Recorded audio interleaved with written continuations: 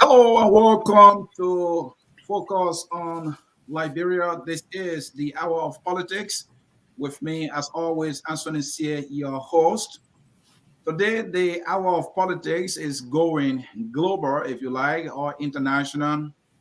The crisis in Ukraine is serious and is already having serious political and economic consequences on the entire global stage.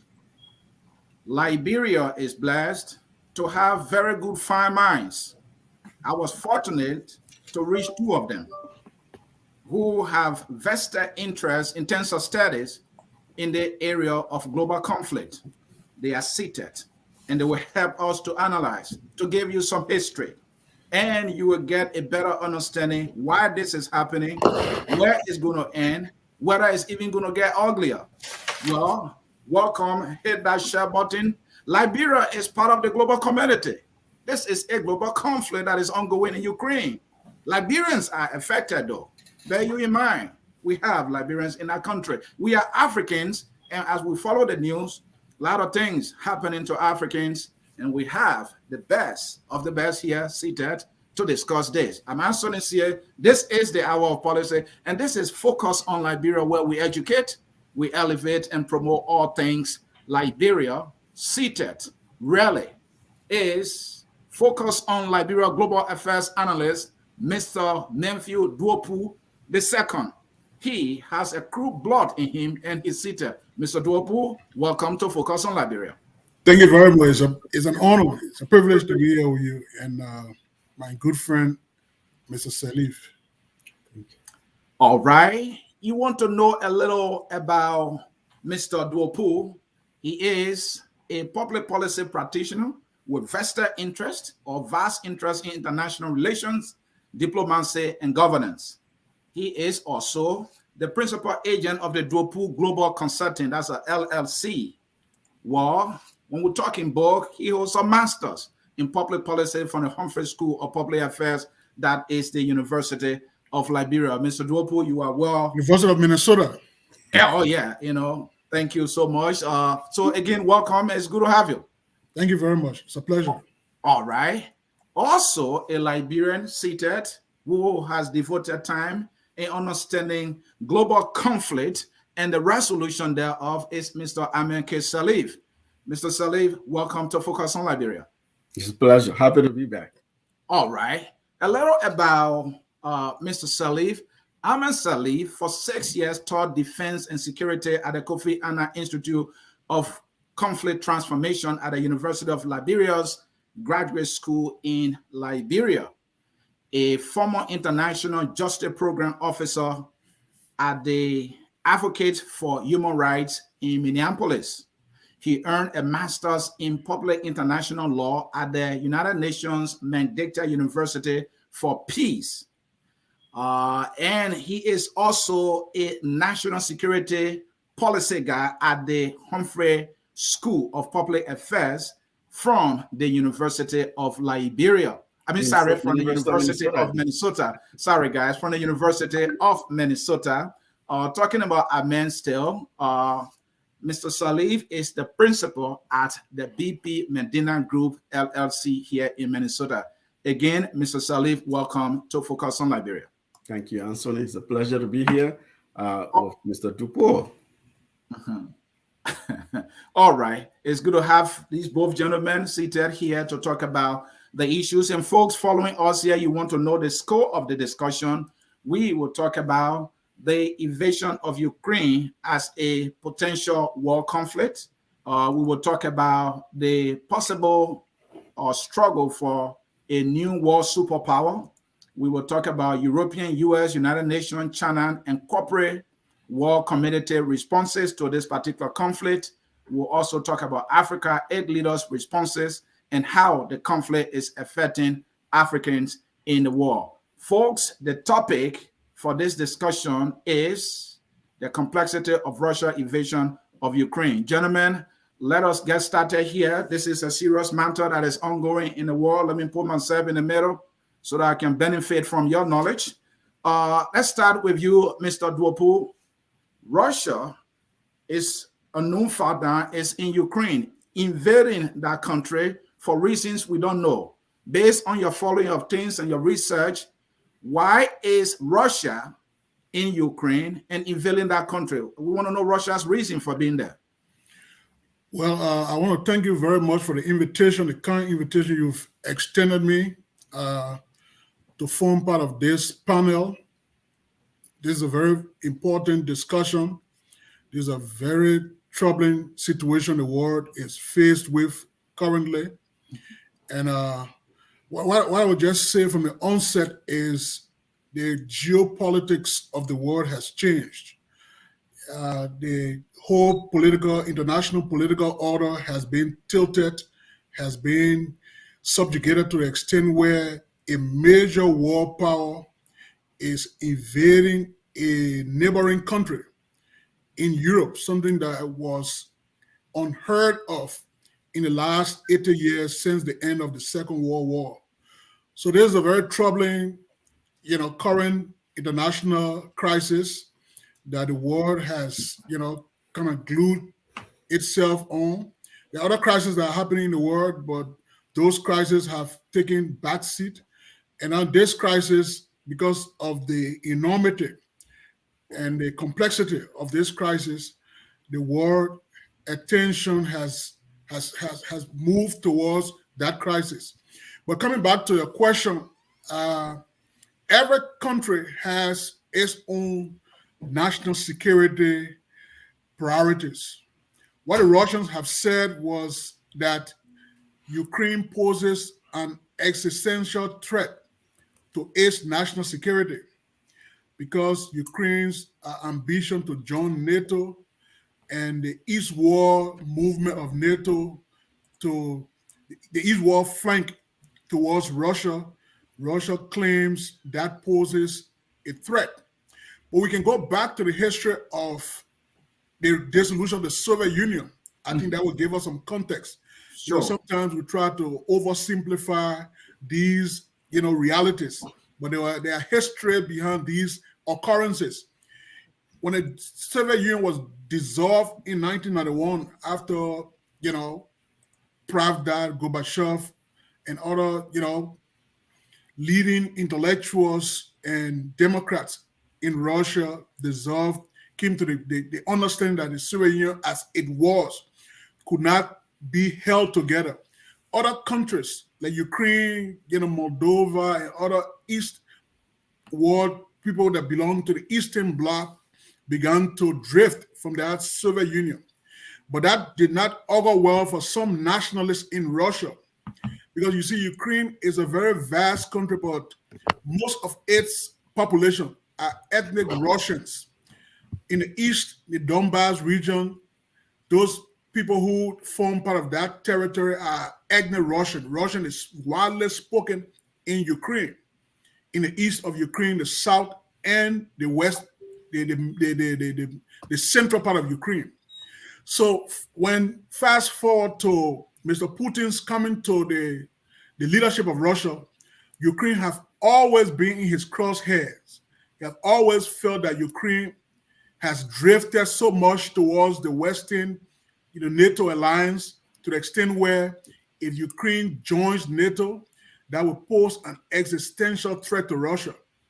So building up to this resistance that Ukraine and maybe other countries that are bordering Russia should not be part of NATO, because in their thinking is a major national security calculation based on geopolitics. That as a major power, as a major superpower, if your borders are militarized by people who you perceive as your enemies, your political enemies, like the United States and the West, that in itself gives you ground, like a Prussian general of the 19th century, one of the leading war theoreticians, Otto von Bismarck, defined war itself as an extension of politics by other means. So these are political grievances that have manifested themselves to become war today. And we see that happening in Ukraine. These are political grievances that Russia have had with NATO with the encroachment of NATO on its borders that has, precipitated in this war. But it's a very terrible situation in Europe. Europe have not had such a war between countries.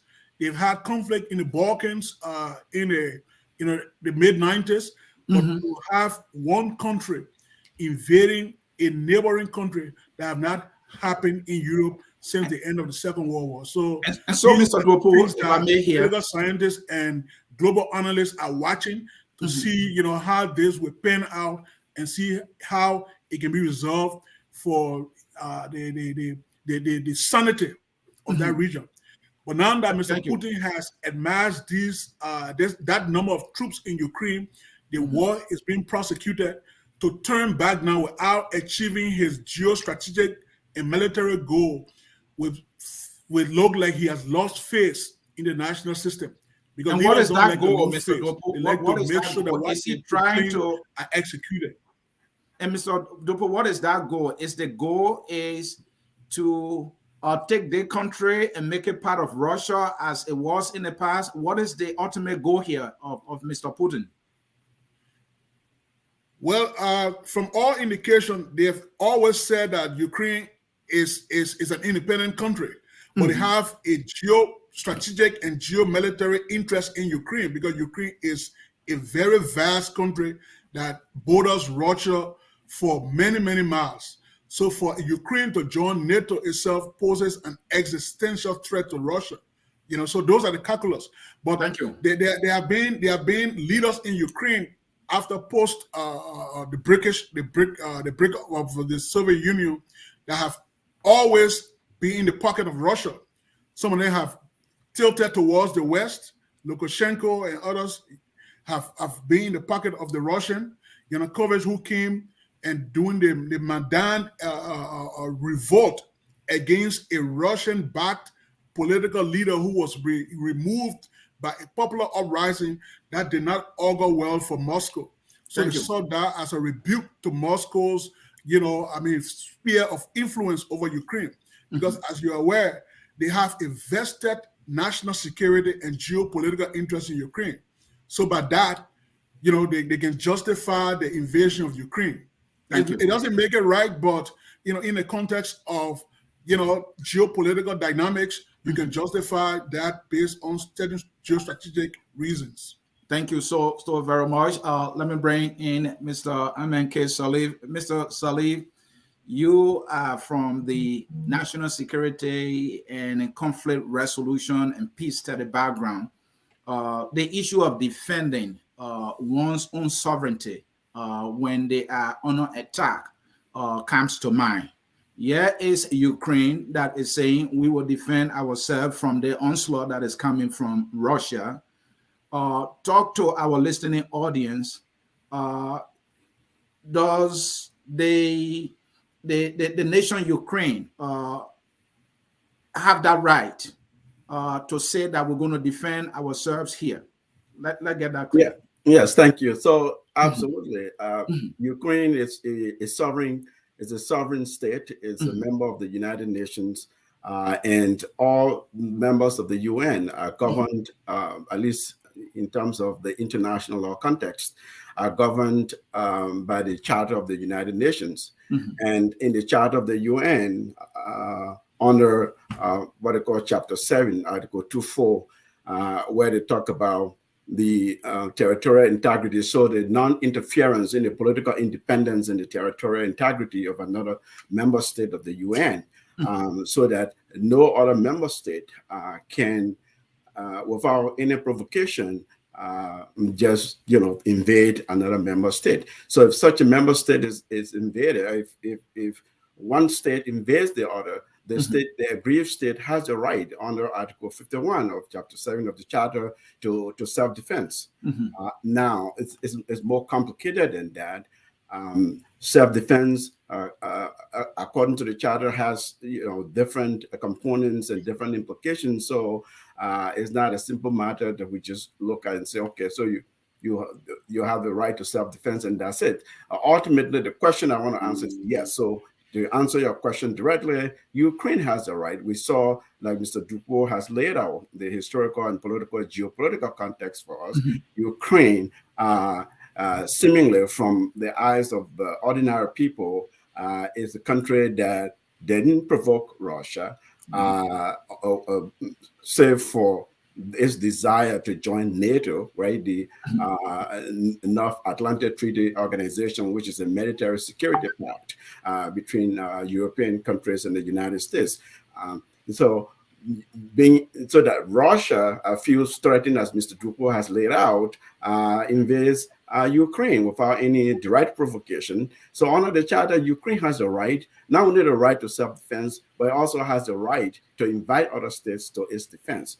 That's why you see President Zelensky has been asking other countries, the United States, NATO countries, to come to Ukraine's aid. However, the geopolitics and the geopolitical arrangement that Mr. Duopu so ably laid out is what prevents another state coming in to assist Ukraine, as Ukraine has exercised that right under the charter. A member state, which has been attacked, has been invaded in this instance by another state, has the right to defend itself, and also has the right to invite others to defend itself, proportional to the aggression that it is receiving. So we can talk a little about all of those aspects.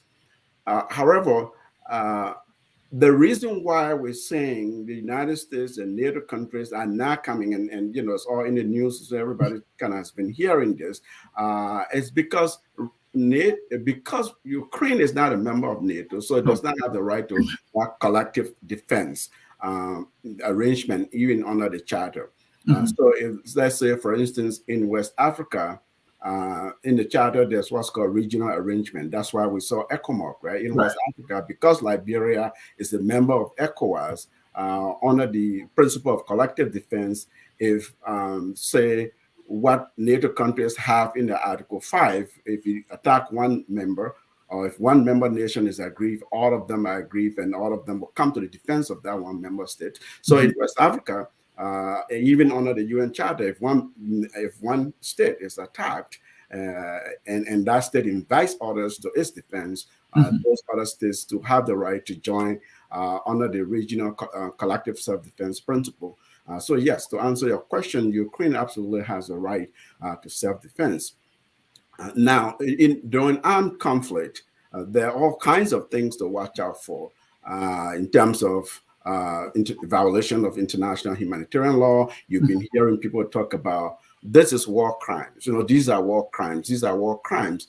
The International Criminal Court, the chief prosecutor, Karim Khan, has just recently launched an investigation. Initially, he issued statements stating that he was observing and watching Russia's invasion of Ukraine with grave concern. So all of those have legal implications when you hear those terminologies when people use grave concerns. It means that the ICC felt like it didn't have the probable cause. It was looking for reasons. And so other member states, 39 member states, to the ICC statute, call on the ICC to begin an investigation.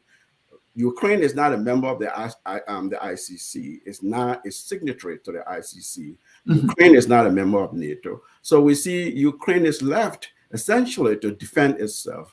And so that's what's unfolding. We'll have opportunity to talk about other implications. And so, Mr. Salim, like you rather lay out, Ukraine is not a member of NATO, so NATO cannot rush in to say no. Once this country is under attack and is a member of NATO, NATO is under attack, we're going to step in. So you see the president of Ukraine calling on the United Nations and other world powers to come in. He even, out of frustration, said that they are cowards, right? And they are wasting time. The question I want to ask is, the U.S., for example, we heard about a military aid. How is a military aid different from what he's looking for? All right, like the involvement of the world powers to stop what he sees or the people of Ukraine see as onslaught and an unprovoked attack on their nation? Thank you. That's a very good question. So a supply of military asset to another nation state which has been aggrieved or attacked or invaded, the different terminologies that we hear and play with around. So again, the same principle of invitation to another nation to come to one's aid. Right. You can receive military assistance.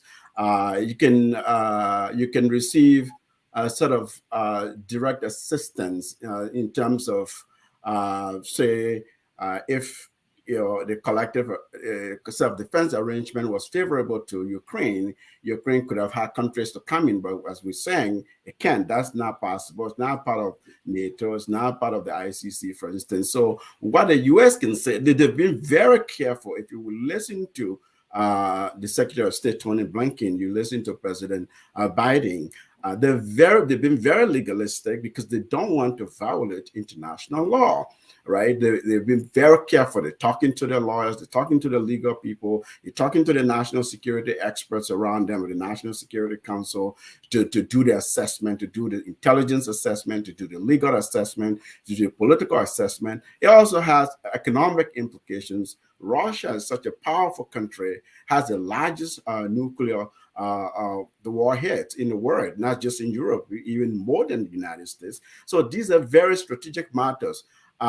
U.S. can legally, because President Zelensky has openly said, United States, please, please come to my aid. So because of that open invitation, legally, United States would have even been able to go in terms of actual armed intervention. But United States can't do that for strategic reason because Russia is a nuclear power, right? It's not some country without any nuclear arms. It's very armed.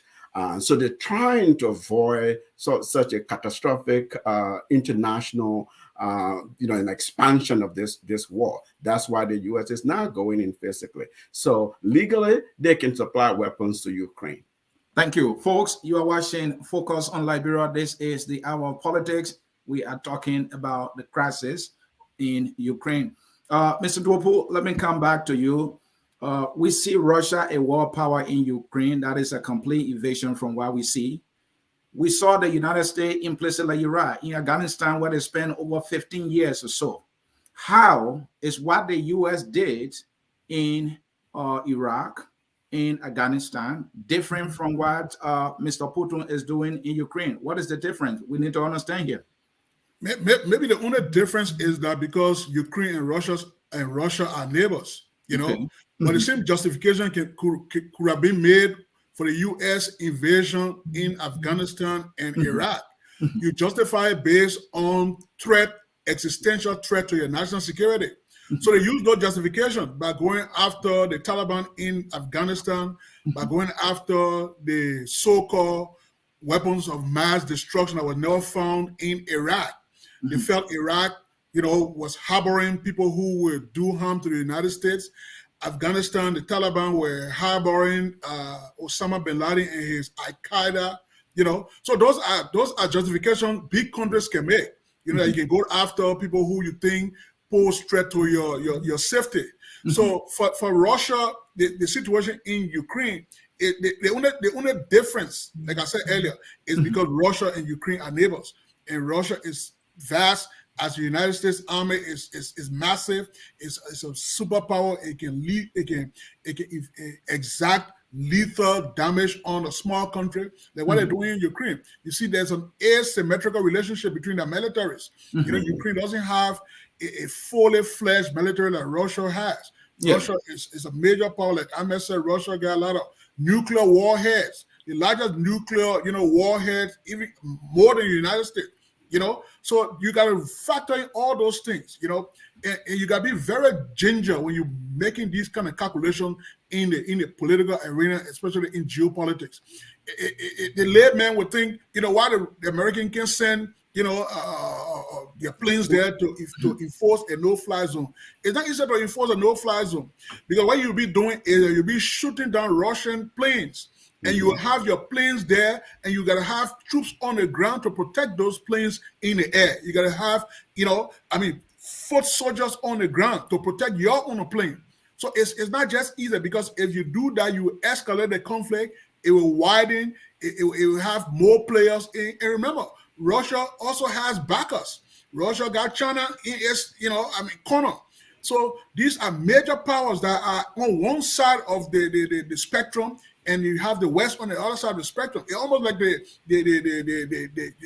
post the situation during the Cold War, where there were two blocks. There were this polarity between these two major blocks that you either be for one or the other. You cannot be for both of them. So that's the situation the world is faced with right now. And I think the best maybe policymakers and leaders of the world can do is to find an amicable solution to resolve this issue, because this issue is at the heart of Russia's foreign and military policy. Ukraine is at the heart. Ukraine is the epicenter of Russia's foreign and military policy right now.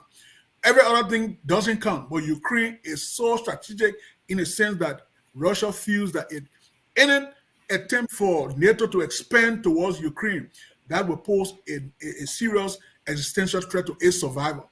So every country wants to survive. That's the core mantra of statehood, is for the survival of your state, your people, the perpetuation of your statehood. So anything that you think that threatens that, it gives you cause to reach out and put a stop to it. And war, like I said, is also, in the political calculus that nations have in the arsenal, to exact war, to exact military force and impose your political will. So I think you mentioned China as, having a great relationship with Russia. Besides China, are there other countries that may more like be sympathetic to Mr. Putin here or the Russians here? Let's look at a country like Belarus. It borders Ukraine, and you know that a couple of weeks ago, Russia had a big military, exercise with Belarus. Belarus shares a very long border with Ukraine, and they have some interrelationship between Belarus and Ukraine. So you gotta look at that too as a neighbor, also aiding and abetting an aggressor on you. That too, you can't fight a two-front war, really. In real military calculation, it's difficult to fight a two-front war. So you have to. Ukraine is also focused because Russians came from Belarus, and they came from different flanks. Came from Crimea, came from the Donbass region, from Belarus. So it was a multi-pronged, multi-dimensional attack on Ukraine. So it makes it difficult for you to withstand such a massive army coming, in a drove of military hardware and sophistication. Just destroying your defense capability and taking over your airspace. So those are calculations that the world leaders, historians, and people who study war, are taking notes of what Russia is doing now. Is it a playbook that the U.S. used in Afghanistan or Iraq? Is it different? What are the similarities and the differences that you can see? That what political scientists and researchers do to see all the features, all the different, parameters that Russia is engaged in. See if the United States had engaged in those kind of, warfare in recent times. So Russia itself is also maybe taking from the U.S. playbook that you can exact maximum pressure on your enemy, subjugate them. Then you make sure you advance your national security objective. Thank you, Mr. Duopu. And Mr. Salih, you are from the conflict resolution and peace study background. I want you to come in. Do you agree or disagree with Mr. Duopu here that Russia is using the U.S. playbook here and giving whatever excuses that may fly to their understanding for taking the action they have taken against the people of Ukraine? Do you agree? I don't know if it's a matter of agreement or not, whether Russia is using the United States' playbook. What I do agree with, however, is that it's a national security strategy. Every state has to use the tools of state, what they call DIME, D-I-M-E, diplomatic, information, military, and economic. So I agree that actually war is a national security policy tool. And in international law, wars can be justified. There's just wars, right? And there's also just measures or means of defense, self-defense, or assisting another nation to defend themselves. So these superpowers, they flex their muscles, as he says, right? There are, I would say, in a way, NATO, Ukraine is sort of a victim of geopower politics, right? Where between the United States, the old Soviet Union, Russia, the old Soviet Union, and the United States, Cold War politics here, right? He's right. Russia feels very threatened by the prospect of Ukraine becoming a member of NATO. Why? Because of the Article 5 of the NATO Constitution Statute, which says an attack on one is an attack on all, and which also strategically will allow NATO countries, the United States, to bring to the shores of Russia, to the borders of Russia, intelligence equipment, military hardware, military assets. They could spy and see everything that Russia is doing right next door. So Russia says, so you can't do this on my border. You can't. This is not to say what they don't is justified, right? Or that's moral. You can argue morality or justification or legality and so on. But what we're speaking to strategic geopolitics, power politics. So just like in 1962, President Kennedy did not allow Khrushchev to bring missiles to Cuba. Why?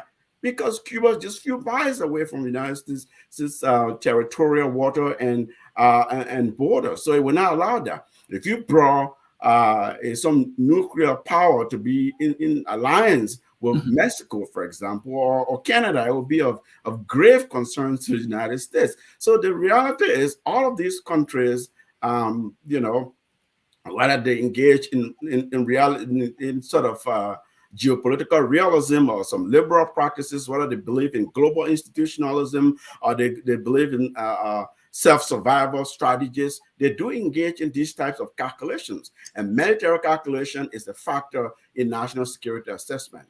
And Mr. Salih, let's look at this aspect of it. Conflict prevention is key. That is something in your area of study you will be concerned about. What is happening can be a kind of precedent, right? Maybe some people or maybe world leaders say, well, if we allow this to happen, it might happen somewhere else. What might be his next target? We've seen that in the Francophone African country where France is being accused. We saw a coup d'etat in Mali, Burkina Faso, Guinea. All the fingers pointing at France, which happen to be another world powers, right? So if Russia succeeds, should we fear? Should we have any reason to fear that when he succeeds in Ukraine, he might do it in another country? Well, let's say if you listen to the military analysts, national security analysts, international criminal law people, they're doing the assessment. Like Mr. Duopu said, everybody is dusting off their tools and putting on their hats and looking at different practices that Russia is engaging in. Now, mind you, these two countries are members of the United Nations. So do other NATO countries, right? And that's why the UN was established in 1945 after World War II, so that there can be global peace and security, for international peace and security. In the UN Charter, I think is Chapter 6, the Pacific Settlement of international of armed conflict. So that the Security Council of the United Nations, why do we see an emergency session of the Security Council? Is for the UN to basically do its job, to say that, okay, let's convene the Security Council. Let's come here and engage in measures and urge Russia to withdraw militarily and engage in Pacific settlement, which means settle diplomatically. You have grievances. You don't want Ukraine to be a member of NATO. Others have argued Ukraine is a sovereign state. It has a right to join any organization. No one should dictate to Ukraine which organization to join or not. That is a very legitimate argument. However, there's another argument that says, I'm a superpower. I'm a nuclear power. You can't just bring NATO countries to my borders. That's not going to happen on my watch, and you have to then agree to my terms, which is denounce your aspirations of NATO membership. If you refuse to do so, I am going to invade you, actually. But that sounds like you are infringing on a sovereign nation, right? Because they should decide for themselves as people what they want. Yes, that's a twofold violation, right? Interference in the territorial integrity, in the political independence of another country through armed invasion, violence. Okay, so why do we see all these sort of juggling even before that happened? Mr. Putin spoke to President Biden several times. We heard from news reports that he said, "Okay, I'm going to do this if this does not happen." And the US and NATO countries and European countries say, no, this can't happen. You cannot tell Ukraine what to do. So frankly, people thought that perhaps Russia would have stopped and thought in terms of other strategic implications, like the economic sanctions, like all these various sanctions and the cancellation of Russian membership, Russian banks being kicked off SWIFT and all of that. They thought perhaps those will would have deterred Russia, but Russia, as Mr. Duopu rightly said, was very bent on a strategic objective, and which is felt at this point trumps everything else, right? Which is not to allow NATO to be next door. I mean, we know that there are other nearby NATO countries in that region, right? In some Eastern European countries that are border at least in close proximity to Russia, but Ukraine is the closest. Belarus is not a member of NATO. Hungary and other countries, like Baltic countries, are members of NATO, so that's not a threat. Germany is, and Germany is a couple of countries at least away. So if you took all of those Slavic-speaking countries, Estonia, Lithuania, and then you put in the Ukraine and all the Baltic countries and say, okay, these countries, if Ukraine can do as the largest country, second only to Russia in that region, you'll see Belarus wanting to be a NATO member. You'll see Lithuania wanting to be, Estonia wanting to be. So this is a very strategic calculation. The point about could this have been prevented? Yes, of course it could have been prevented. But in negotiation, you put your demands forward, and others say, no, this is unreasonable. We're not going to agree to this because we are superpowers on the NATO side. You are superpower, right, in your own right. So they were hoping that diplomatically they would exert some pressure, and it would have ended into an armed invasion, into a military intervention, but that didn't happen. So then the United Nations Security Council acted because Russia didn't stop the conjoinment and convened an emergency General Assembly. Now the General Assembly is the highest body of the UN, and so these are heads of state that come together and make. Mostly it's talk shop. They just talk, and that's not where the meat of the thing happens. But at least they can condemn, they can issue statements, and then urge the Security Council to take measures. Well, interestingly, this time around, Russia is the president of the Security Council, and guess what? It has veto power. So the Pacific settlement and the preventative measure just didn't work. Thank you so very much, Mr. Duopu. Two questions here quickly. Can Russia survive the tougher economic sanction imposed by the collective world community? And if the sanctions are to be biting in any shape or form, right? Should we also expect any uprising domestically in Russia from the people of Russia? Well, I'm sure Russia has braced itself for this day. I'm sure they have made all the plans, all the calculations that the world body would have stood. Russia really united Europe because Europe was splintered. The EU is not a body that has agreed on everything because, they are independent countries. They have their own national agenda. They have their own national legislatures that are focused on different things. You see, that's why the British even left the EU, because it's so cumbersome to find unanimity in the EU. It's so difficult to find something that unites Europe. The European Union. So the Ukraine crisis really have united Europe as a singular voice. It's something that is unheard of in the history of the EU since its founding. So now that the world is against Russia, I'm sure Russia has braced itself for what will happen. They know that there will be sanctions, there will be serious measures by the international community.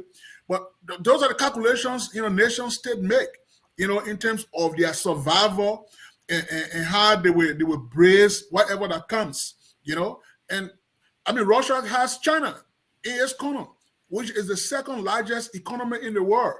So if Russia can weather that storm and they can find different means to circumvent all these sanctions, they might survive. It's a tactical victory today, presumably, but there's a strategic maybe loss tomorrow. You win today and you lose tomorrow. So those are calculations that they've made in terms of that strategic and military, preparedness, that they can weather this storm and they move their country forward. In terms of the domestic, situation that could arise, I think you've heard that there have been a lot of arrests. There was a recent decree by the Russian parliament that anybody who spoke against this war can be sent to jail for 10 or 15 years. So there are even internal dissent against the war. But the maximum penalty that you can face for just protesting, we know in a free society, people protest against things that they feel that are wrong, in a free democratic society. There's a right to... And you think that will prevent any possible protest from the people?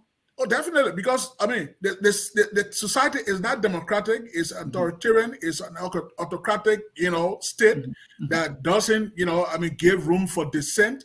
So that Russia, Putin have jailed most of his political opponents, have killed some of them, even abroad. This man has flaunted every international law. He has not been held accountable. So he can do anything at will. If he threatens to do something, you should be very, very sure that he might do it.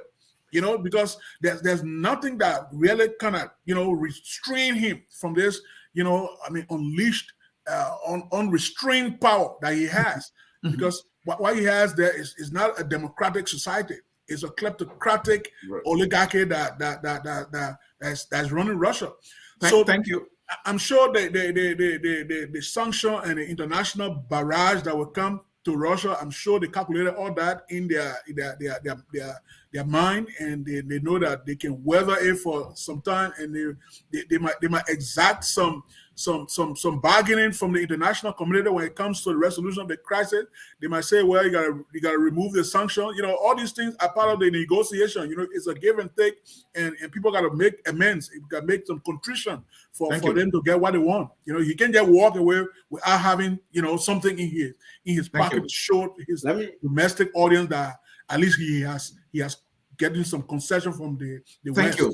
Thank you. And gentlemen, I will soon take a short break. And when we come back, we'll talk about the implication of this war economically, especially with emphasis on Africa. And Mr. Saliva, I want to come to you. I have a question. Keep what you want to say, and you can say that when I finish with my question here. Two questions for you. Did the U.S. in any shape or form underestimate Mr. Putin?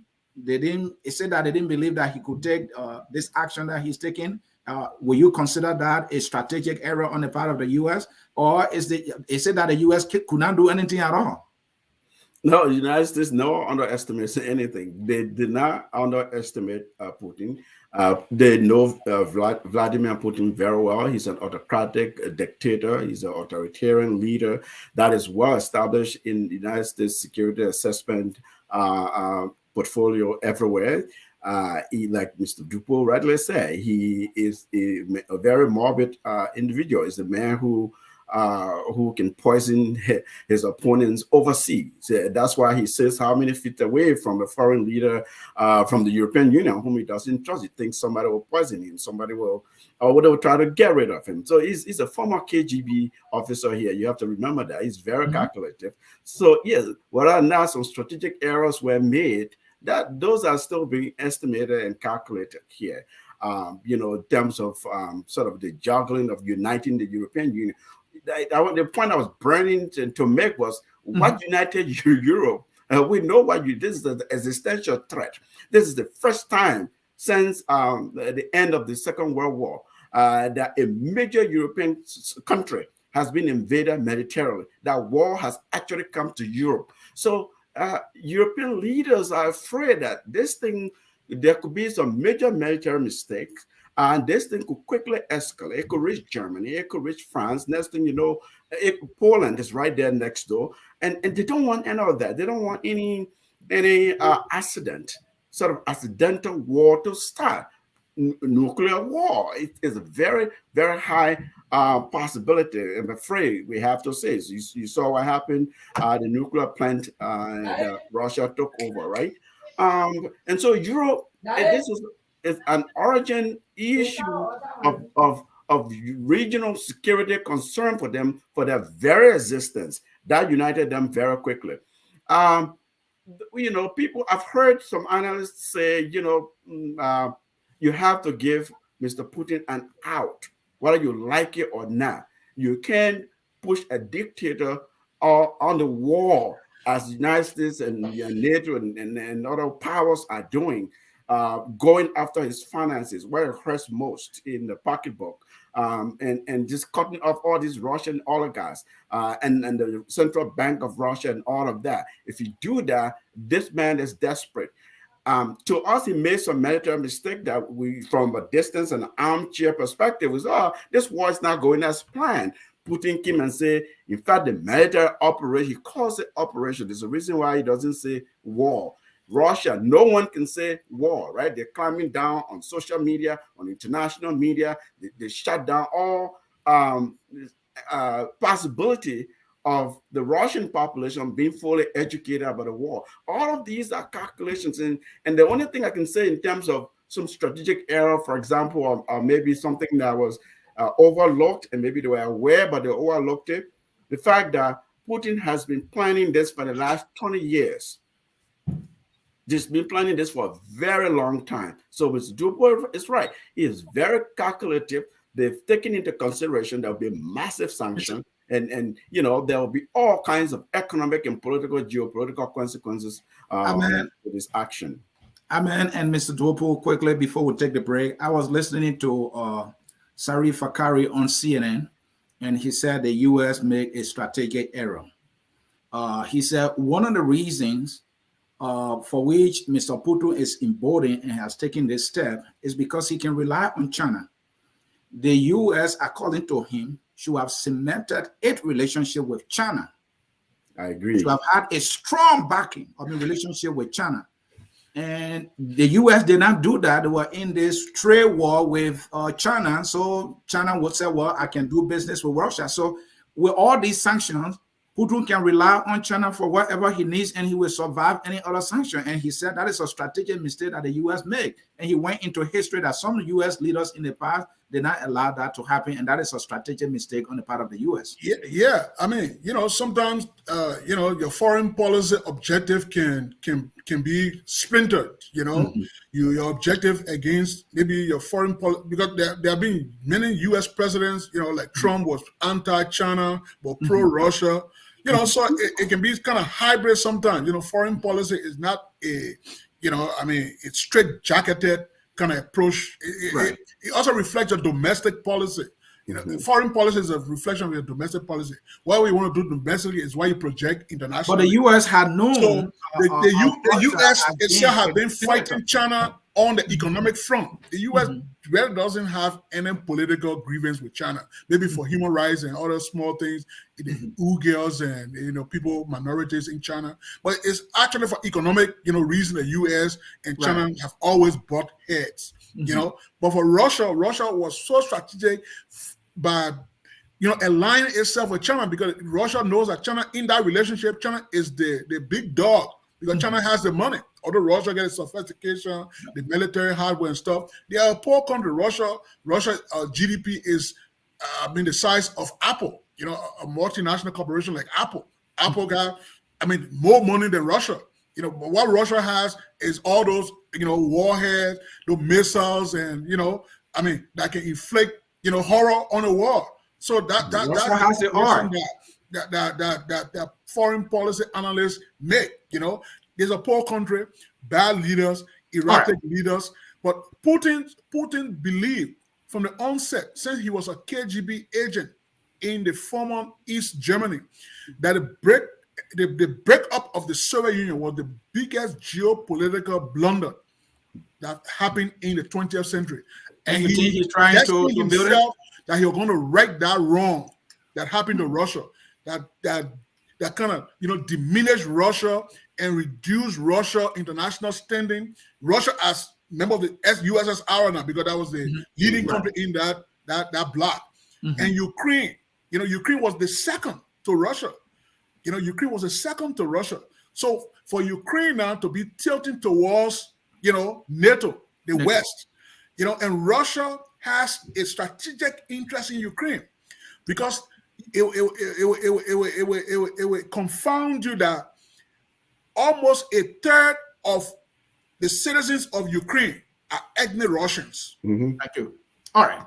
Those people from the Donbass region, Luhansk and Donetsk, those people speak Russian. Those people get more affinity to Russia than the state of Ukraine.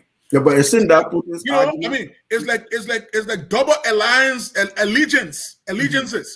You are in a particular geographic region, but your allegiance is to another country because you believe that country, that historical tie, that cultural relationship is more towards Russia, the eastern part of Ukraine. So Ukraine, you can divide Ukraine into half. Half will be Russian, and another half will be Ukrainian. And the people in Ukraine, they speak more Russian than people in Russia. Thank you. Ukrainian. Thank you.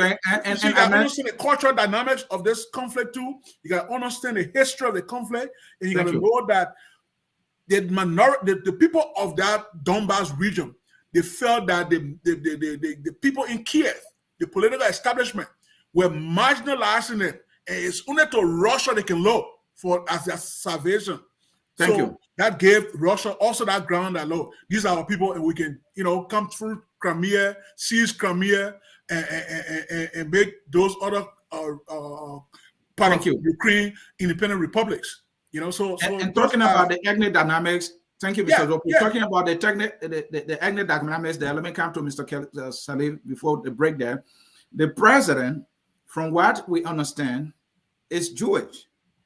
All right, and we know that the Jewish people, they are sympathetic to the U.S. Right? Could that be a reason why he is not leading to Vladimir Putin?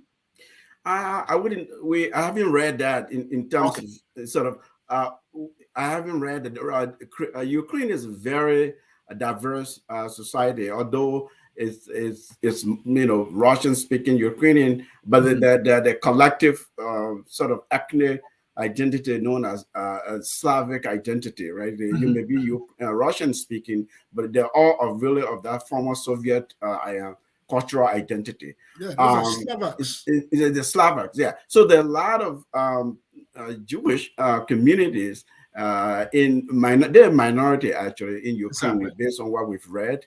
But their Jewish identity, or at least what we're reading, there hasn't been a very strong affinity to American Jews, for example, or even to Israel. There have been more Russian Jews actually who have gone back to Israel, who have migrated. That's why you saw the Israeli prime minister flying to Russia, right? They have some kind of relationship in that respect. So there's complexity there, really. All right. The one thing we are from war-torn country, Liberia and West African region. One thing we should not lose sight of in all of this, the human suffering, the humanitarian catastrophe, whether it's sort of geostrategic calculation people are making, but it's human beings' lives that have really been turned upside down and people are hurt. So that hurt is very emotional and heart-wrenching for all of us to see. But unfortunately, this is what's unfolding in the world right now. Thank you, folks. You are watching Focus on Liberia. This is the Hour of Politics with me, Ansony Sieh. I have with me Mr. Ahmed K. Salih and Mr. Mansfield Duopu, both of them from the Humphrey School here in Minnesota. Folks, we will be right back after the short break. And when we come back, we'll be talking about the economic implication and the African response to this particular conflict. We'll be right back. At Focus on Liberia, we discuss everything Liberia, from education to politics, arts and culture, entertainment, agriculture, history, religion, family, and technology. Focus on Liberia uncovers and showcases the best of Liberia and shows the world the truth about Liberia. We educate, elevate, and promote all things Liberia. We conduct interviews, panel discussions, debates, and more. Tune in to Focus on Liberia on Facebook and YouTube and be a part of the stories that make up the news. This is Focus on Liberia, and I am Dennis Jah. And I am Ansony Sieh. And gentlemen, before we can get into the economic implication that this is having on the entire world state, and with emphasis on Africa, let's look at any history of Russia and Africa. And I will start with this question. Let me start with Mr. Duopu here quickly. What is the history of Russia and Africa? What role did Russia play in softening Africa liberation struggle? Well, Russia has played a very instrumental role in during the colonial period in Africa, because Russia positioned itself as, you know, the country that rooted for the little guy, the people who were, you know, being subjugated by colonial powers. So most of the African leaders, the nationalist leaders in Africa during the quest for independence, most of the people actually traveled to the former Soviet Union. You know, they were involved in African socialism, you know, a direct, you know, reflection of what was obtaining in Russia in a socialist society where, you know, everything belongs to the state. You know, people, there's no, you know, private ownership, there's no private entrepreneurship and all that stuff. So African kind of, you know, skewed towards that kind of, you know, political and economic mantra that Russia provided. And most of the independent leaders, most of the activists and all those people went to Russia. And it was interesting to know that most of the people actually were in Ukraine. Ukraine was the bastion of education in that USSR. That whole arrangement, Ukraine was actually the intellectual, you know, I mean, citadel of intellectualism in the USSR. So you see most of the people, African people, were actually studying in Ukraine. So Ukraine today has one of the largest international student, you know, I mean, conglomerate in terms of people from all over the world going to Ukraine to study, you know. So most of the people back in the days and in the 60s and, you know, the 50s when Africa was clamoring for independence, those people went to Russia. Russia gave military support to those African, you know, liberation struggle. You know, if you go to, you know, Frelimo, UNITA in Angola and other, you know, movement in Africa that were involved in the armed struggle, Russia actually trained and armed those, you know, in those independent those groups that were fighting for independence in Africa, Mozambique, Southern Africa, even South Africa. You know, I mean, the ANC, most of their leaders were trained in Russia. You know, Mbeki and other people they have military training in Russia. So when the conflict in Angola and all that stuff and other countries that were engaged in armed struggle against, you know, colonial rule, the British and French colonial rule in Africa, Russia was there to serve as the balancer in that arrangement. Russia was tilting the balance in favor of the independence movement. So you see, in geopolitics, in national security and in international affairs, countries have their vested interest, and they pursue those interests sometimes through, you know, I mean, proxies. You know, they use proxies to pursue their interests. They might not go, you know, like Amma was saying, how the U.S. is providing military aid to Ukraine. It might be, you know, they might not do it publicly, but they'll be using conduits like through, you know, Poland, Moldova, and countries bordering Ukraine to arm, you know, the Ukrainian military. You know, because they don't want to have a direct conflict with Russia. You know, why it's true that they are providing these military aid to Ukraine, it has to be done covertly. How Russia did doing the struggle for independence in Africa. So Russia have had a long-standing relationship with Africa, you know, and especially during the independence struggle. And most of the people remember Russia in Africa. Russian hardware, their military, stuff were even left in Africa in post, independence period. So there's a relationship between Russia and Africa, and so African countries they are watching this, very keenly. The other, countries around the world and seeing how the relationship, because every relationship has its own history, and your policy got to be guided by that history. So that's I would just stop there. Maybe Ahmed we follow up on that. And I meant to add to that question, right? The African leaders voted at the United Nations, right? Do you follow the United Nations issues? They voted in a particular way. Most of them abstained, and some of them voted the way they did. Any reason for that you know? Well, yeah. I mean, underneath all of this, the diplomatic relations with various countries, various member states in the United Nations. They have bilateral relationships, like Mr. Duopu pointed out. And so some of these things can hurt or help, depending on how you behaved at the UN when there was a vote. When a vote was taken, can even break or build diplomatic ties, economic ties, and military ties, all kinds of ways that governments cooperate, engage in international cooperation, whether regionally, multilaterally, or bilaterally. And so when you see countries abstaining at the UN, they're essentially saying, I want to be neutral on this question. I want to be neutral. I want to observe. Maybe I want to hear more. I want to see more evidence. Or I do not really strategically agree with the group of nations which has brought this matter before the UN. If it's a matter that was sort of provoked just by the exigencies of themselves, and the Security Council, the Secretary General brought it before the Security Council, sometimes countries are a little bit freer to vote and take a particular vote. But countries that abstain don't really necessarily that maybe they're against this or not. They're just weighing their own personal, domestic, national security, economic policy, their diplomatic, foreign policy objectives, all of these implications. But sometimes we don't understand.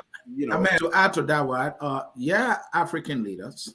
We know African students in Ukraine.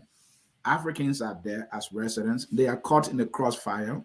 We've seen videos where they're being unfairly treated, being denied access to train, to get to safer areas. And the African leaders can't even take a vote on what they see affecting their fellow Africans in that nation. And are they concerned about an economic package that they might be denied sometime? And some people are saying that, well, it's because Africans are not independent economically. They don't want to take any vote against any of the world powers, so that they can be denied or any needed help in the future.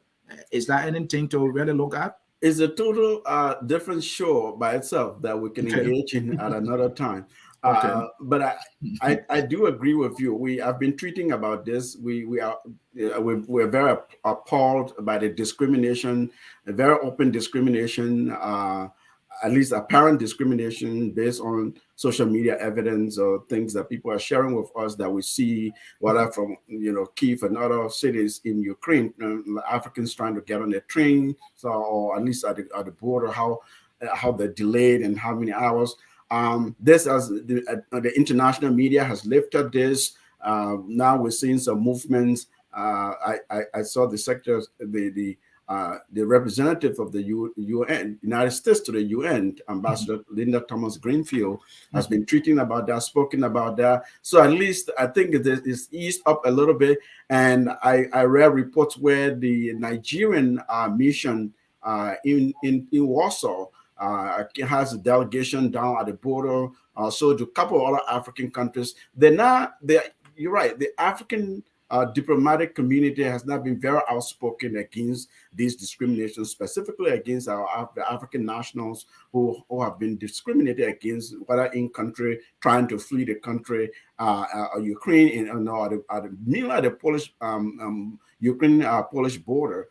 In Hungary, we've seen that some Africans have crossed easily, but it has been really difficult to cross to Poland. And the reason is because Poland is a European Union country, right? You enter Poland, you're in the European Union. You can go to the UK, you can go to France, and anywhere. And they see Africans essentially as potential immigrants who are not in transit, and we don't want these people here. Frankly, there's racism here. There's the allegations of racism and discrimination, even at a larger level. You look at this conflict, right? We've seen situations where African countries have been in conflict, African refugee flows and things like that. The way they've been treated, the way the media has reported about these, it's not the same here. These are Eastern European white people, and so it's been widely reported. It's not a catastrophe. It's not a huge humanitarian crisis. I'm not diminishing that at all, because I'm from a war-torn country myself. So this is sad that this is happening, but it's also sad that we're seeing Black people have been discriminated against, have been prevented from entering Poland, and that is a violation actually of the Refugee Convention, the Geneva Convention. There's a thing called non-refoulement in the Geneva Convention on the refugee law. You cannot, someone who is actively fleeing conflict, you cannot stop them at a port of entry because they are running to safety. You have to accept them and then process them in your custom, immigration processes. You can't just stop them. It's a violation of law. But when racism shows its ugly head, discrimination shows its ugly head, sometimes people who are supposedly rule of law countries and rule of law people, law-abiding countries, as Europeans like to present themselves, can actually be blinded by their judgment, can be beclouded by race and accent and language people speak. So I'm sorry that African leaders have not been speaking. I treated to say, where is Africa? Where is the African Union? Where are the African allies? Where are the African heads of state who should be speaking, who should be on the world stage, right? Aside, in addition to going to the UN, we should see Africa being very active. That way we're consequential. But our leaders sometimes, when they're supposed to step up and show up, they don't show up. And it really affects us globally. Thank you so very much. You are right there, Ahmed, because there are even reports that the Ukrainians are nice to Russian POWs than even Africans that they encounter who are trying to run away from the carnage and onslaught that's going on. Gentlemen, let's come to the implication. Let our emphasis be on Africa and maybe specifically Liberia. Of late, what the reports I just read, things that I heard also coming from Liberia is that a gallon of gas now, if you pull it in US dollars, is almost $9 to $8, when in the United States and other European countries around $4. And the justification of some folks are saying that we're hearing is that, because of the conflict in Ukraine, right? So Africa is being impacted immediately, especially on prices. And this is by far the poorest section of the world, where poverty is in the faces of the people. So let's talk about the economic impact. And let me start with you, Mr. Sieh. How will they impact Africa in a much broader way, should this conflict take longer than people would like it to take? Oh yeah, it will impact Africa. It already has begun to impact Africa in vast ways, in many different ways. So when there's a conflict of this proportion that we're seeing between Russia and Ukraine, and the humanitarian scale that we are visited with, the world's attention is focused on that. Particularly, we were talking about race. Frankly, Africa's been ignored a lot of times. So these are Europeans that are being hurt, that are in war, and they're suffering, and the whole international community is paying attention to that now. That means international foreign assistance, donor assistance, diplomatic cooperation, military cooperation, economic assistance. A lot of it will be hit. Additionally, you are looking at global markets, right? This affects the market because Russia is the second largest producer of oil. Russia provides 80% of a lot of European countries' gas and oil, like Germany, for example. And so there's anxiety, and markets don't like anxieties. When there's anxiety, markets fall. When markets fall, they have all kinds of implications globally, and sort of a macroeconomic implications for poorer countries, for smaller countries. And the final point, and then I'll make in terms of direct implications again. So when you impose sanctions, economic sanctions, and restrict financial transactions and cancel all kinds of flow of goods and services and money from a major country like Russia, even here in the United States, you see some are criticizing the president. Why are you still buying Russian oil if you can't, if you impose the harshest sanctions on Russia? Well, there's a strategic domestic national security interest. There's a reason why, because you cancel Russian oil, we'll be buying gas at $10 a gallon in this country. I read reports that the United States has been trying to prevail on Saudi Arabia to drop the prices of oil, crude oil, and Saudi has refused to do so far. Other OPEC countries have refused to do so far, and so therefore we're seeing the precipitous rise of the price of gas at a pump. So when that, if that is happening in the United States, in Europe, what about Africa? Because it's in terms of import from Liberia, importing gasoline and other types of commodity from the global market. These are second tier countries that are the priorities are now on the front burner. You have to imagine that in terms of delay, in terms of transportation, in terms of transaction cost, in terms of the other economic implications. So time lapses lead to increases in cost and transaction costs and so on. So there are all kinds of economic implications that will affect countries like Liberia, countries of that sort of profile and size in the sub-Saharan African region.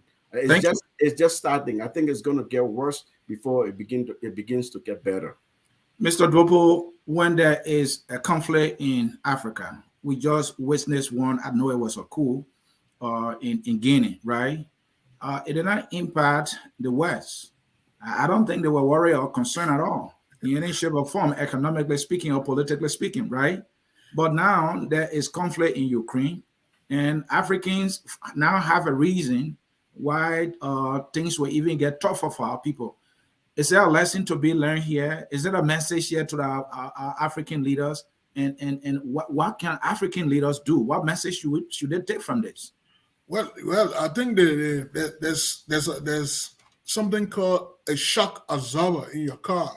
When you're driving your car, every car goes through a shock, but there's something built in that car to absorb that shock. So I think Africa doesn't have that shock absorber. We don't have, measures in place. Our economies are so fragile. They are so dependent on, imports. The volume of intra-African trade is so minuscule. It's so negligible.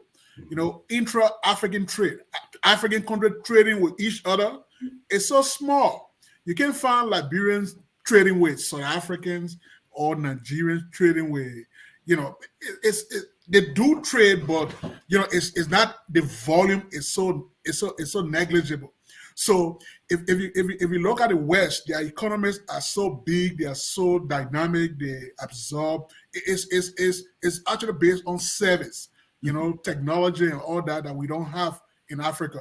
Our economies are so primitive, they are so subsistent. Our agricultural input, our agricultural output, in fact, is so small. We can't even send out our agricultural output to any country to make any dent in their domestic consumption. Russia, Ukraine, they are the bread basket of Europe. They provide the flour, the barley, they are the bread basket, the food that comes from Russia and Ukraine. Right now, the price of bread in France or England has gone up. It's about supply and demand. These conflicts have ripple effect internationally. While Russia and Ukraine are so far from Liberia, and Liberia is, feeling the pinch already about the price of gasoline. Even in the United States that produces gas, that produces oil. I just filled up my car today. It used to cost me $50. Today, I had to spend $60. You're talking about $10, for that one, thing. So just calculate how many people, going through that pinch at the pump, and the U.S. economy is so vast that they can absorb all these shocks. They can go to the, strategic reserve and, pump out additional. They don't want to do that because those are things you do in real crisis. When you start doing that now, market, I must say, the market doesn't like, instability. The market likes predictability and stability. For people to make, futuristic thinking about what they will buy, commodity prices and all that. Because the Brent crude is a fluid commodity that Saudi Arabia and other OPEC countries now, they don't want to produce more oil, because if you produce more oil, the price will come down. It's about demand and supply. So COVID, had an impact on the economies. People were not traveling. There were no aircraft. People were not going to work. People were working from home and all that. It cost them money. The money they should have gained, the profit from their oil was just sitting in barrels. And that oil and that particular, oil got to be sold at a particular price so they can benefit. It's all about economics, And somebody was saying, Liberia, because in Africa, what we do is the government fix prices for these kind of commodities that are considered national security, rice, gasoline, and when you start putting price, you start fixing prices. When government start intervening in the market, it creates jitter, in terms of those who are, involved in the private sector who are producing these things. They become jittery, and they become the hard these commodities to maximize profit. So it's not only Liberia that's going to feel a pinch. Other economies like Ahmed Regda stated, Europe depends on Russia for its gas and oil. European homes are being heated today from Russian gas. So Europe cannot even turn off, that gas that comes to heat their homes and businesses. So you got to understand the national security implication of the broader conflict. There's conflict within conflict. So conflict analysts, Ahmed, then they look at all these dynamics. It's not like the layman who would just say, "Oh, but why America can stop buying Russian oil? Why Europe can stop buying Russian oil?" It's not as simple as that. Some of these contracts need to be, they are based on law. You can't just, dismiss a contract and walk away. Some of the things are signed for 20, 30 years. You are obligated to that contractual agreement. You understand? So if you walk away, you'll still pay the man. Even if he doesn't supply you the commodity, you will still pay him because it's in the contract that you will, you want it and you will pay. And now Germany, which is the largest economy in Europe, cannot do without Russian, gas and oil. So how do you prepare the German economy? How do you prepare the British and French economies without Russian and gas, Russian oil and gas? So these are some of the dynamics that are interplay in this whole thing that policy wants, and political leaders and analysts are trying to decipher. They're trying to try to really go to the meat of the conflict and see how they can extract concessions. Because a conflict is big, they can extract, because even till today, America and Russia are discussing on different levels about broader international conflicts. The conflict in the Iranian nuclear situation is there. It's a very important international conflict. There are other conflicts, the Strategic Annexation Treaty between the U.S. and Russia, to limit armament in Europe, to limit in the warhead, I mean, Thank you, Mr. Duopu. those are international agreements that they are still negotiating through, the arms agreement. So these are broader international issues that the Ukrainian situation have brought to the fore. And you were saying about the African, the response and all that, African students and other African people with dark skin were, treated badly. There's something called pigmentation differential in politics. Skin color, how people perceive you based on skin color. Even in our country, how we think people with lighter skin are more educated, they are more, they are more advanced, in different ways because of the measure of their skin color. Remember, few months ago, there was a conflict between Belarus and Poland about Afghan refugees who were between Belarus and Poland, who were in the forest of Belarus. They will come to the Polish border. The Polish army will push them back using, horrendous measures. Those people were between two states, two nations, just in the forest, burning their clothes just to keep warm and all that stuff. Now, you see Poland opening its borders to Ukraine. What does that say to you? As a international affairs. What does that say when Viktor Orban, the Prime Minister of Hungary, who is opposed to anything Western European, who is anti, the EU, now can open his border and land, open Hungary to Ukrainian refugees and other people coming there. You got to understand the geopolitics, the whole international mantra that we know, the war order. Thank you. This conflict have really tilted this. It has created a new international war order that, leaders will have to go back and maybe have an international conference again. I don't know if the UN, they will have another organization that will be created in the UN. As we know, it will be dissolved. But as I'm saying now, as a strong, analyst, as somebody who read these things, I think there will be a major international conference again to rewrite the international, political order. Thank you so very much, folks. We will take a short break. When we come back, we will read some comments here quickly, and we will get some parting comments from these two outstanding gentlemen here, breaking it all down for us here. We will be right back.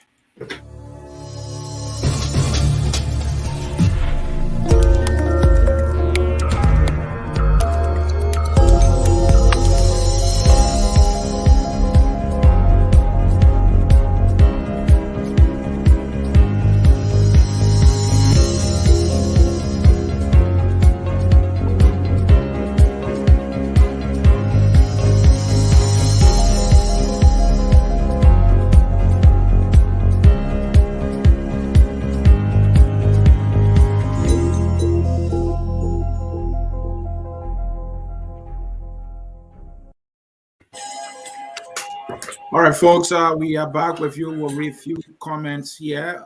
This is from Honorable Kamara.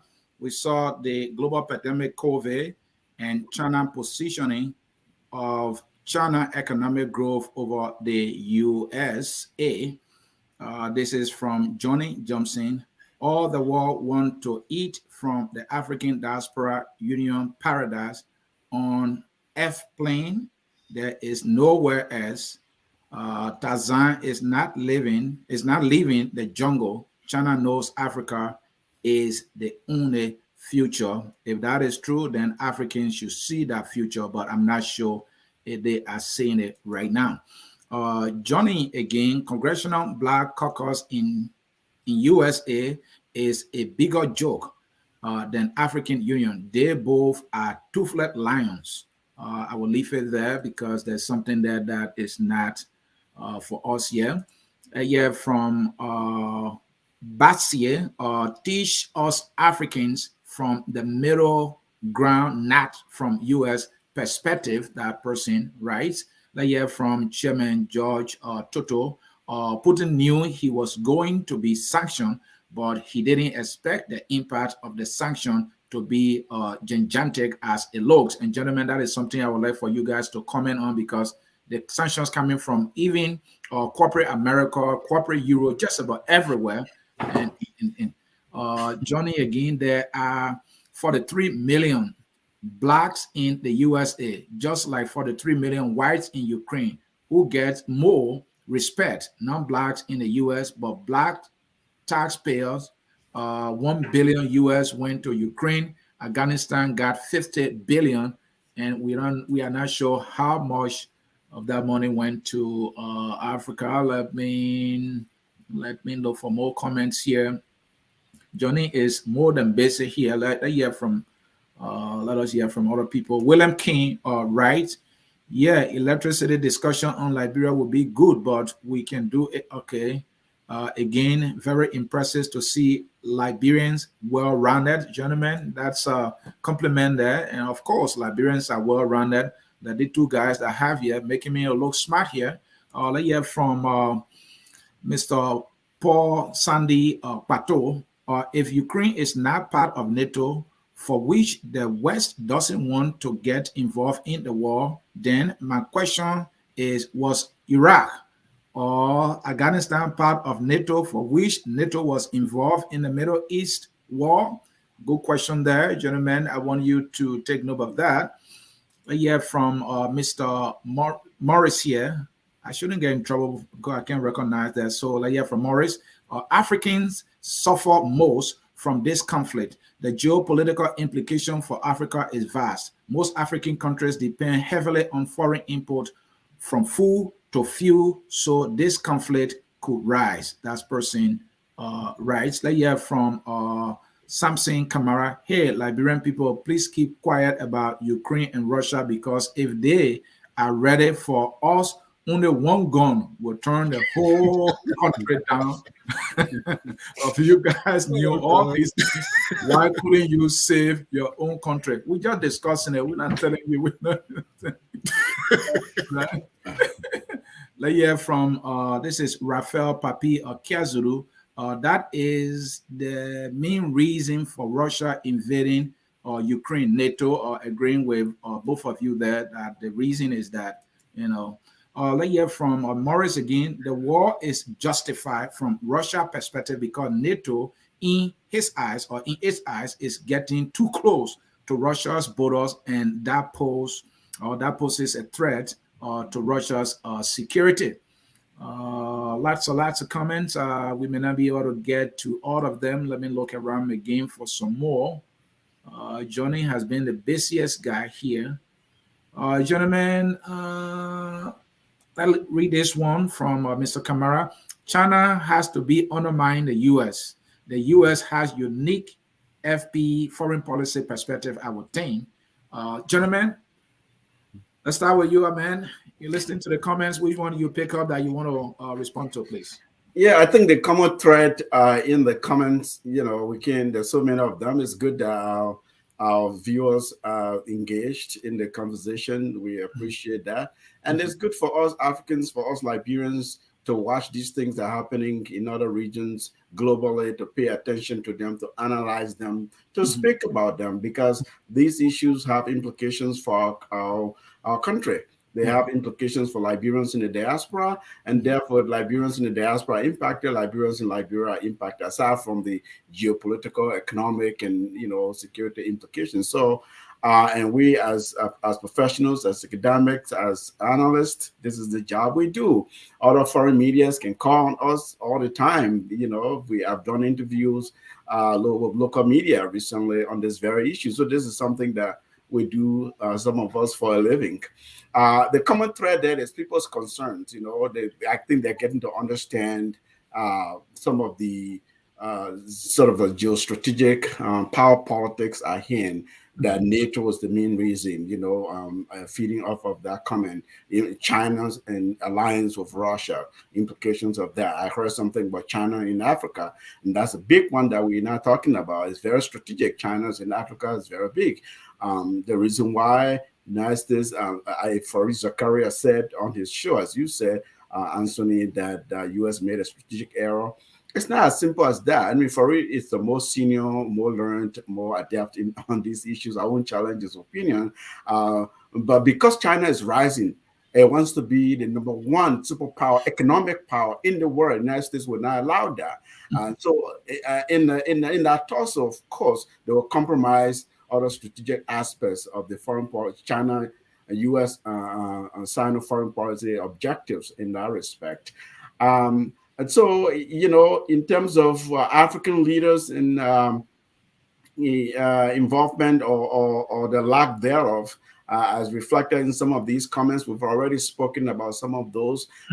My plea has always been that in order for Africa to really be consequential, to be as it is, others have described it as the next frontier of development, of growth. I think it has to be the new generation of Africa, the younger people who are very adept with global issues, communication and so on. Because these elders, these senior citizens who are presidents, 80 and 90-year-olds, sometimes they don't really grasp what's happening and they just let it pass. Unfortunately, our continent then remains on the sideline, which has to stop. So those are some of my observations. I will leave it at that and hear from Mr. Duopu. If you have follow-up, I'll be happy to tackle that. Yes, Mr. Duopu. Yeah, I think the audience or the people who've been commenting, they are very intelligent, in terms of really focusing this whole debate, on the balance of power issue, that we are facing today, because when the balance of power is asymmetrical, people who feel aggrieved want to reshape that asymmetrical power, and the world is facing what international relations expert or practitioner call a mutually assured destruction, MAD, because there are actors in this current Ukraine crisis with nuclear weapons, like the Russians. The Americans, while they are playing a very subtle role, also got nuclear weapons. The French, the British, there are a lot of countries that have nuclear weapons today. Even as this, situation is evolving, North Korea has been testing, its nuclear weapons in the Sea of Japan. These are troubling. China is flying planes, in Taiwanese airspace. These are different conflict brewing. They are kind of micro conflict. They are under the radar, but practitioners like us, people who analyze these things, are watching, these things and watching them with eagle eyes to say, what is going on? How are these things playing out? And how can they tomorrow can escalate to the level where they become full-blown conflict? In Africa, there are conflicts in Africa. In the Sahel, you talk about Mali, you talk about Niger, Burkina Faso, Boko Haram is in Nigeria, Al-Shabaab is in Somalia, Kenya, that whole horn of Africa. Africa has its own conflict issues they are dealing with. Economic conflict, social dislocation of African people and all that. We are beset with our own domestic conflict, economic inequality in Africa. The gap between the haves and the have-nots have bloomed to the extent where, people cannot even afford the basic necessity for their kids, for their family. So these are things that people are thinking about domestically. You talk about African countries abstaining during the General Assembly. They're not concerned really about the Ukrainian situation, where it's true that it will impact Africa. They are concerned about a domestic situation right now. The bread and butter issues in their different localities. The pressure on, government by restless publics, to provide those things for them. Criminal gangs in other countries ruling, with fiat. Those are issues. All politics, like Ted O'Neill said, is local. All politics is local. Even in Ukraine, there are domestic Ukrainian politics that precipitated this conflict today. Why can't we go back to Zelensky, Lukashenko, Yanukovych, because you know that a pro-Russian guy almost became president, and there was a revolt against that person. He didn't become president during the Maidan. Those are issues that we got to address. Domestic Ukrainian politics. Thank you. Is it tilted towards against Russia? Is it fixed against Russia?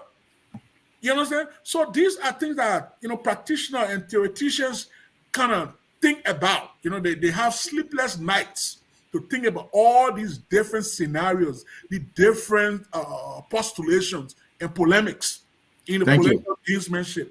So I come back to our audience, people, the crux of what we're discussing is about the balance of power. The balance of power. It's the crux of what we're discussing, the balance of power. Anytime that power is tilted, there has to be some means to regulate. Thank you so very much, Mr. Duopu. War is that expansion.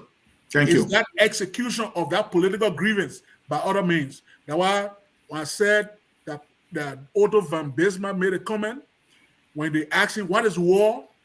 He said, war is an extension of politics by other means. Thank you so very much. War is political grievance. War is political grievance. Yes. War is extension of politics by other means. And he's quoting a great mind that I believe is no more. Folks, in cyberspace, this is Focus on Liberia, a Liberian media institution discussing war politics. You will not find it any other place other than Focus on Liberia. We educate, we elevate, and promote all things Liberia. And we have two of Liberia's best minds right here. And this guy couldn't have said it so succinctly. This is Tilly Brown, two of my best Liberian intellectual powerhouses on tonight. Great, FOL. So gentlemen, you are getting, commendation here, recognition here from this viewer that you are the pride of Liberia, dissecting this conflict that seems to be very, very, very, very serious in Ukraine and be prosecuted by Vladimir Putin, another war power player who is probably feeling threatened by this NATO thing. And like Mr. Duopu quoted the person that all politics is local. Maybe in Ukraine, in Russia, this is a threat to the domestic political activities of Russia. Gentlemen, we can't tell you thank you enough for coming. At this time, we will get some closing comment from you so that we can take leave of you. What is your parting statement? And please put on your peace steady cap here. This is a serious conflict. How you think the war is going to resolve this conflict? What would be resolution in your opinion? What would be peace in your opinion? You already primed my closing comments over question. Thank you again, the Focus on Liberia, for inviting me with the esteemed Mansfield Duopu. It's an honor to be on with you. This is my closing comments are along the lines that this is a humanitarian catastrophe of unimaginable proportion. We're discussing various aspects of it, as people who observe these things.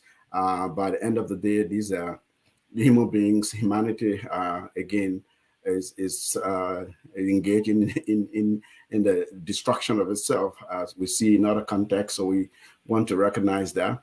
I want to say this is power politics, like you said, balance of power between two major powers. Again, it's like we're going way back to the Cold War. That Ukraine is sort of caught in the middle of that, unfortunately, between Western Europe and NATO, United States, and Russia.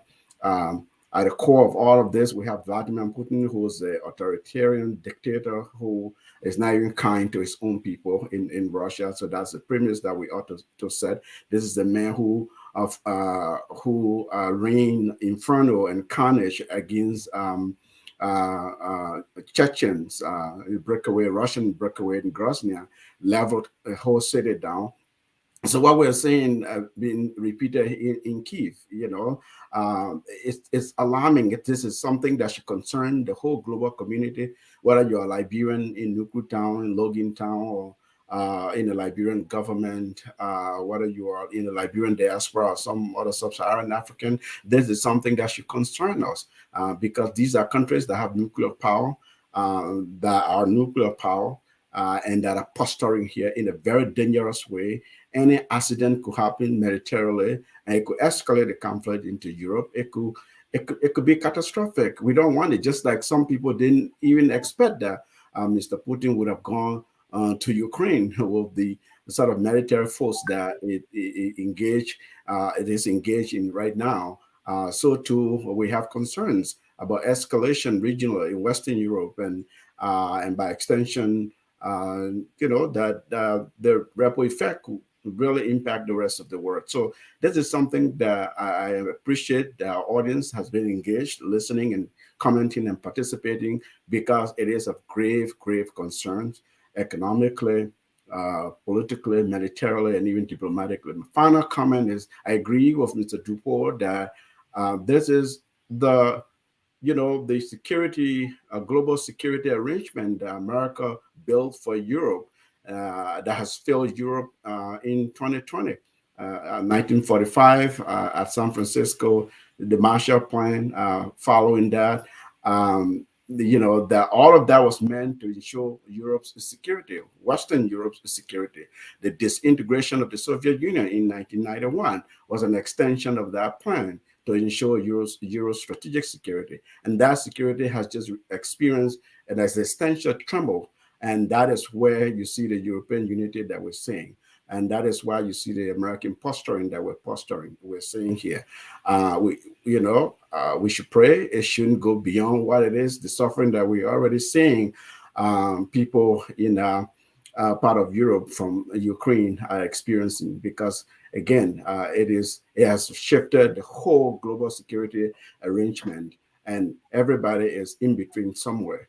As our people say, when two giants fight, when two elephants fight, right? This is the grass that suffers. And Mr. Duopu rightly described, unfortunately, our African economies, we don't have shock absorbers, so we don't have those systems. We don't have strategic reserves.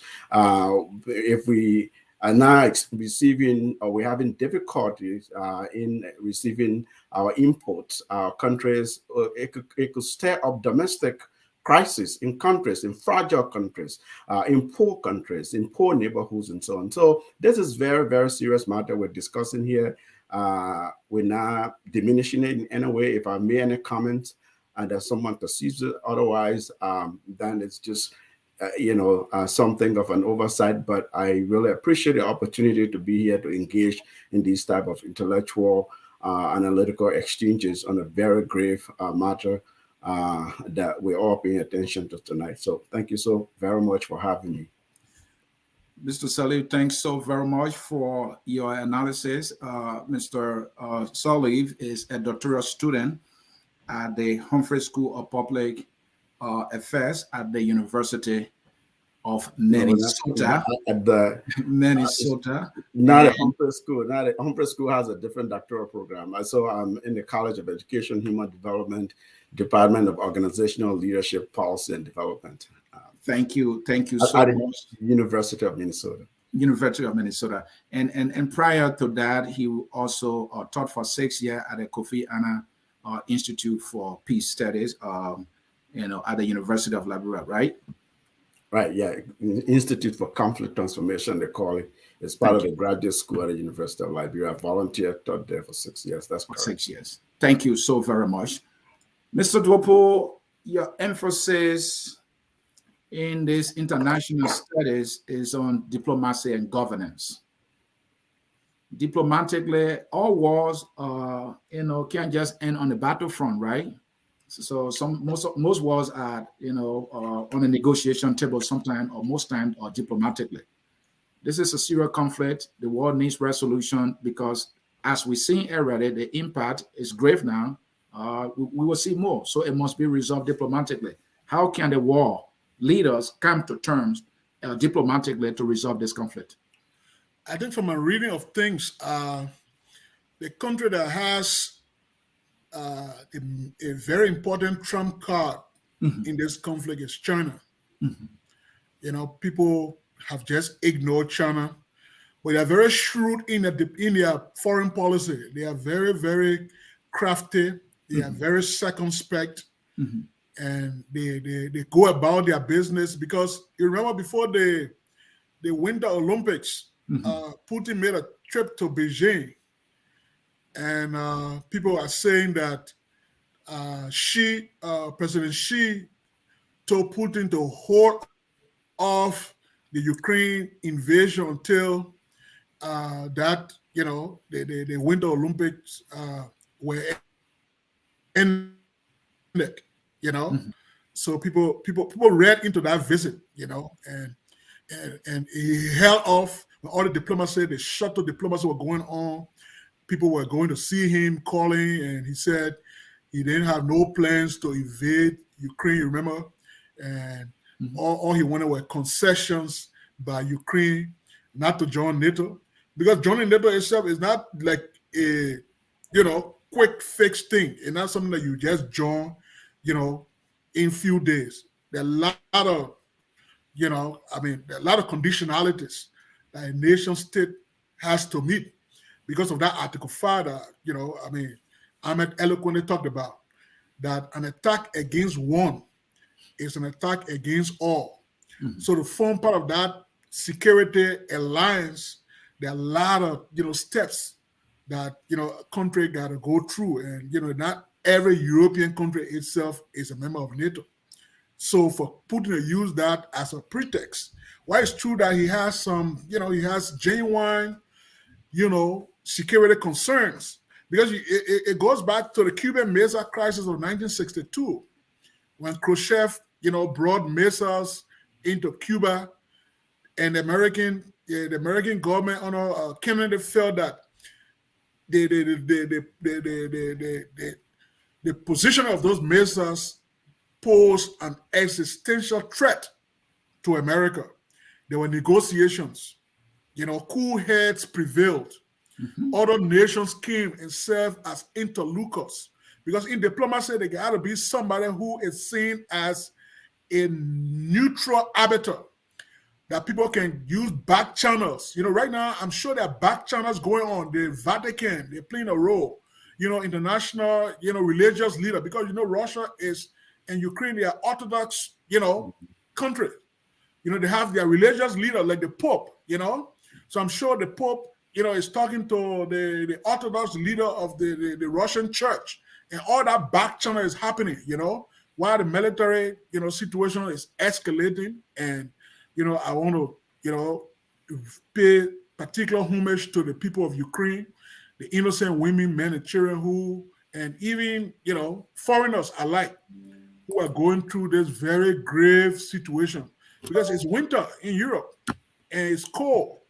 People are moving, old people, kids who are going through cancer treatment are not having a cancer treatment because their hospitals are being bombed, and the bombing is indiscriminate.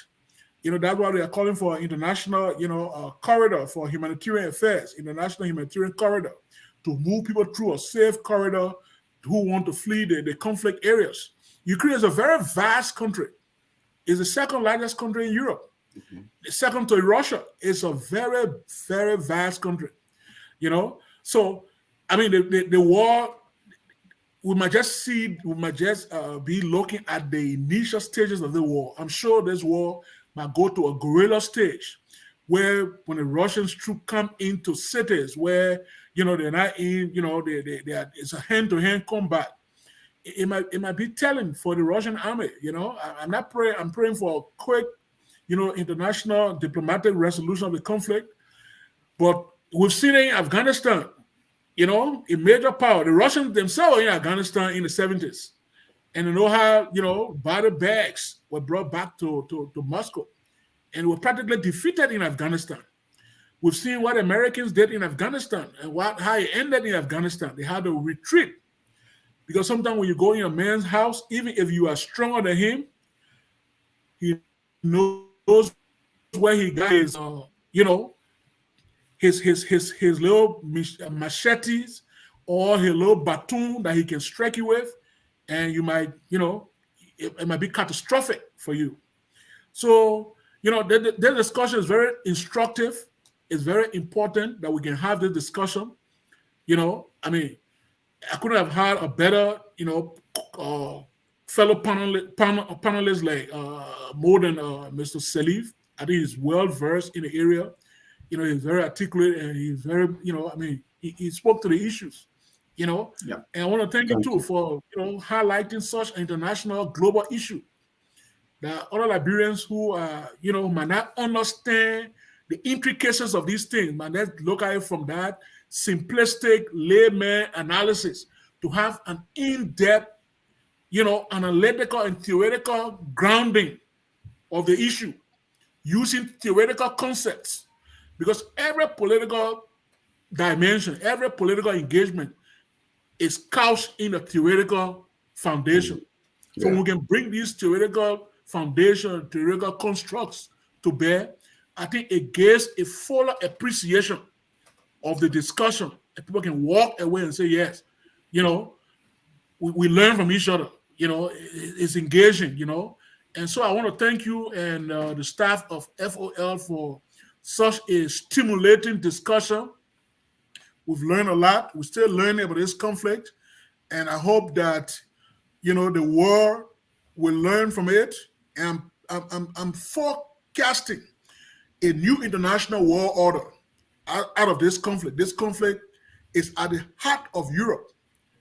Ukraine is the intellectual citadel of Europe.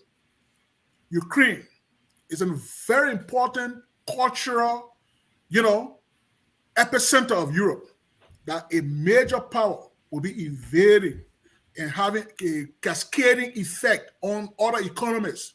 When we're talking about the price of oil, and not just oil, other commodities, right? That, because the international system is such fragile that because of globalization, the whole concept of territoriality and borders is becoming obsolete. Things go through countries like, you're walking like, through your bedroom and going to your bathroom. That's how the war is right now. People are interconnected, So look at Ukraine crisis. The Ukrainians and the Russians, they are actually cousins. They are Slovaks. They speak, they come from the same, Slovak, Eastern European historical sect. In their DNA is totally matched, So there are internal issues within those countries that need to be dealt with. And if Russia has, qualms with how Ukraine is a sovereign state, they got to pursue their own, national interests. And if it runs contrary to what Russia thinks, they got to be negotiation. Thank you. So again, I leave this with you, and I believe, in my heart, by watching this issue, that China has the trump card, and until and unless the West start dealing with China and reaching out to China and making some rapprochement, I think the conflict might escalate. China, I'll be watching China. I'll be watching the leaders of China and see how they posture themselves and position themselves in the coming days and weeks and what to say, So thank you very much for the opportunity you've accorded me. And I want to thank you and the management of FOL for the invitation. I want to thank my senior brother, a fellow, alumnus of the Hubert Humphrey School of International Affairs, Mr. Admeke Salif for coming and sharing his vast knowledge on the issue. Thank you very much, and God bless you and our audience. Thank you so very much, Mr. Mansfield Duopu. Mr. Duopu is focused on Liberia Global Affairs Analyst, and you can now see why we chose him. We are not the kind of people who make terrible decisions. When we make a decision that somebody will serve you well, that person will serve you well. We can so say also that Mr. Admeke Salif is a brother with the intellectual capacity and understanding of global issues, of peace studies, and that is why we brought him, and you saw that he delivered. He represented Liberia And Liberians commented that these are the best minds of Liberia when it comes to international affairs. Gentlemen, I want to say to you, congratulations for serving our people, and Liberians couldn't be more prouder of your deliberation here. You sounded like more than those guys on CNN. You even made them to low-level play. The nature would say. We're not making money at all. Except that you're not making money, gentlemen. Folks, we brought you the topic, the complexities of Russia invasion of Ukraine, and indeed, this is complex. The question that I wanted to ask, that I reserved because I want to bring you back, is the issue of war crime. Russia, Vladimir Putin, is being threatened with war crimes by the war body. Would that even work? Well, we know our guy Charlie is in jail for war crimes. When it is African leaders, they are coming. Will we see that this time? I'm working on that. I'm sure these guys will find time again to come for us to discuss that. When we look at that, what do you think about Africa? What do you think about you as Africans? Are we treated differently here when it comes to the whole world order? What Mansfield said, the dynamics changing. Let me leave you. Focus on Liberia where we educate. This is how we will come to the end of this discussion here. I focus on Liberia. I'm Ansony Sieh, and I brought you another informative edition of the Hour of Politics. The song says, we are all Liberians, and that song is taking us home right now. Until I catch you again, bye-bye, gentlemen. We are Liberia. Liberia is our home. Liberia people.